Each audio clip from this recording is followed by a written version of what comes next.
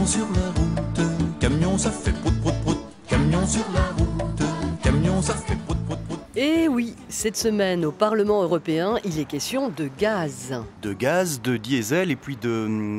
Vous voulez me faire sortir le terme particule, c'est cela même? Voilà, c'est ça.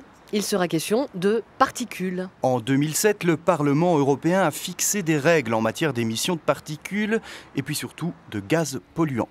Interdiction, par exemple, de produire des véhicules qui émettent plus de 80 mg d'oxyde d'azote par kilomètre. Oui, sauf qu'en 2015, le scandale Volkswagen a montré qu'on était très très loin du compte.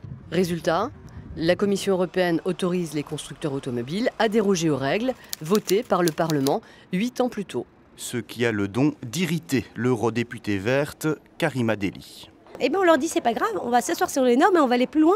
On va vous donner des permis à polluer, c'est-à-dire que les constructeurs automobiles peuvent dépasser les normes européennes de 110% d'ici 2020. À partir de 2020, ils pourront encore continuer à les dépasser de 50%. Inadmissible pour une partie des eurodéputés qui s'apprêtent à voter une objection à la décision de la Commission. À la veille du vote, les différents groupes politiques se réunissent pour arrêter leur position sur ce dossier.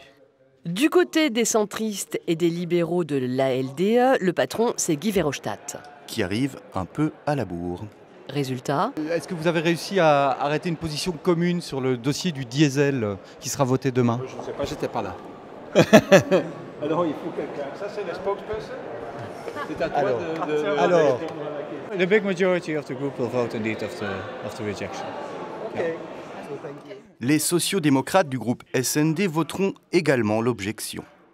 il aura fallu convaincre les Espagnols et les Allemands un peu inquiets pour leur industrie. C'est en prenant en compte cette inquiétude liée à l'emploi et liée aux travailleurs qui sont dans le secteur automobile qu'on a eu ce débat et quand même, nous avons eu une majorité qui est assez large pour conforter la demande d'objection à la décision de la Commission.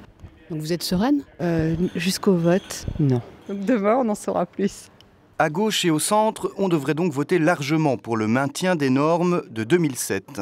Du côté de la droite européenne, en revanche, on soutient l'assouplissement proposé par la Commission. Une question de réalisme politique. Lorsque nous votons des normes, parfois le Parlement se fait plaisir en disant « Ah, nous allons atteindre des objectifs » sans véritablement se poser la question « Est-ce que la technologie permet aujourd'hui de se dire que dans un délai de 4, 5, 10 ans, l'industrie sera capable ?» Est-ce qu'il n'est pas préférable de procéder étape par étape, peut-être à chaque étape avec des objectifs peut-être moins ambitieux, mais être sûr qu'ils sont réalisables? C'est-à-dire un peu plus finalement de réalisme dans ce que nous votons, c'est peut-être aussi ce qu'attendent nos concitoyens. Et c'est peut-être aussi ce qu'attendent les industriels. Eh bien justement, ce soir-là, les grands industriels français donnaient une petite réception au Parlement. Avec une poignée d'eurodéputés français. On appelle ça... un dîner entre collègues. Vous représentez quelles entreprises, quelles grandes entreprises françaises? Écoutez, là pour le coup, je préfère ne pas aller plus loin. Marie-France Van der Valk représente les intérêts de Renault. Vous faisiez partie du déjeuner pour les grandes entreprises françaises? Qu'est-ce qu'on aurait... Du dîner, oui. Du dîner? Oui, absolument. C'est un travail normal de lobbying d'apporter de l'information technique. Est-ce que vous avez discuté justement de cette thématique-là ce soir? Non, on avait autre chose. On était sur l'après-COP21. Ah, l'après-COP21. Autant pour nous. Mercredi 3 février. Jour de vote tant attendu. À voir la tête de Karima Delli, l'objection semble rejetée. À voir son tweet, c'est confirmé. Même déception pour Christine Revaud-Dallon. 6 voix près, 61 abstentions. Voilà.